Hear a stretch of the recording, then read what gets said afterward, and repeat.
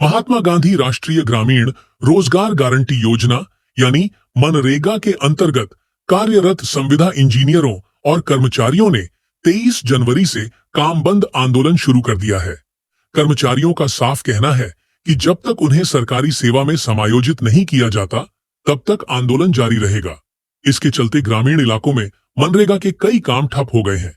पिछले 20 वर्षों से मनरेगा योजना लागू है, लेकिन इस योजना को जमीन पर उतारने वाले संविदा इंजीनियर और कर्मचारी आज भी बेहद कम मानदेय पर काम करने को मजबूर हैं।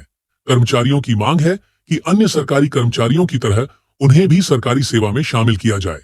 महाराष्ट्र मनरेगा समन्वयक, कार्यक्रम प्रबंधक, कार्यक्रम अधिकारी, पैनल तकनीकी अधिकारी, क्लर्क कम डाटा एंट्री ऑपरेटर संगठन ने यह मांग शासन के सामने रखी है।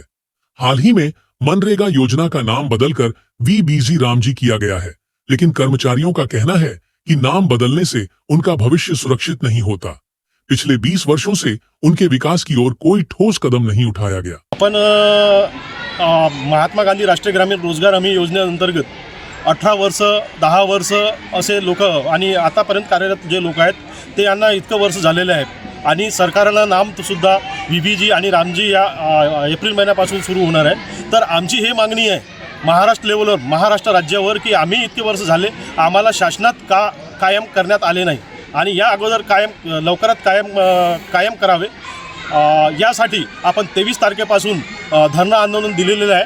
त्याच्यानंतर 29 तारखेला आपण असहकार आंदोलन केला काळीपित्त लावून आणि 2 तारखेपासून आपला आझाद मैदानावर, त्याच्यानंतर 6 तारखेला साखळी उपोषणाला जाणार आहेत आणि साखळी उपोषणामध्ये आपली मागणी पूर्ण नाही झाली तर आम्ही आझाद मैदानावर अन्नत्याग पूर्ण महाराष्ट्र राज्याचे आपले रोजगार हमीचे कर्मचारी आझाद मैदानावर बसणार आहेत। 18 वर्ष 10 वर्ष काम करीत असलेले इथलं जे कर्मचारी आहेत त्यांच्या उपजीविका सुधारण्यायोग्य नाही, कारण की त्यांना तुटपुंजा मानधनावर कार्य करावं लागतं आहे।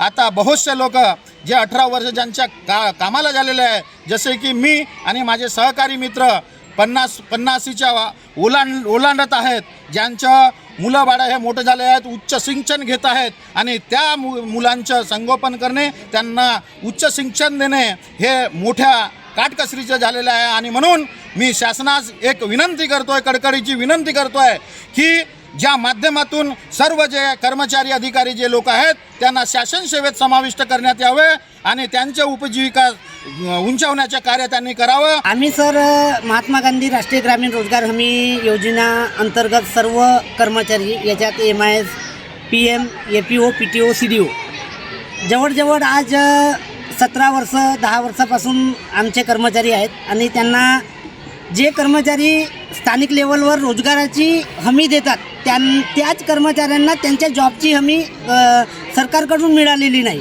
आणि आज अशी परिस्थिती आली आहे की खूप आपले कर्मचारी ज्यांची ओव्हरेज झाल्यामुळं त्यांना आता समोर काय करावं हा एक खूप मोठा प्रश्न उद्भवलेला आहे। तरी सरकारला तुमच्या माध्यमातून आम्ही एक विनंती करू इच्छितो की शासन सेवेत आम्हा सर्व कर्मचाऱ्यांना समायोजित करावं, कारण इतर विभागातही शासनानं काही कंत्राटी कर्मचाऱ्यांना समायोजन केलं आहे। मग 10 वर्षापासून आणि एवढी महत्त्वाकांक्षी योजना राबवणारे हे कर्मचारी महात्मा गांधी योजनेतील यांना असे तुटपुंज्या मानधनावर कंत्राटी म्हणून किती दिवस जगवायचं हा एक प्रश्न माझ्या सरकारला आहे। रोजगार गारंटी योजना जहां ग्रामीणों को 100 दिन का रोजगार देने की गारंटी देती है, वहीं इस योजना को चलाने वाले कर्मचारियों के अपने रोजगार की कोई गारंटी नहीं है।